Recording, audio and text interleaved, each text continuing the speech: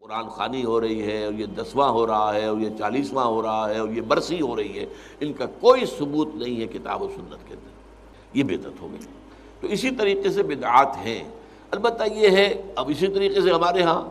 ایک نئی رسم چلی ہے، آپ یوم پیدائش منا رہے ہیں، سالگرہ کر رہے ہیں، یہ مغرب سے آئی ہوئی ہماری رسمیں ہیں،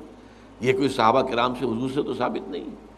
تو ان چیزوں کے اندر بچنا چاہیے ان سے۔ البتہ یہ ہے کہ ایک ہے کہ جو سائنس کی ڈیولپمنٹ سے ہیں،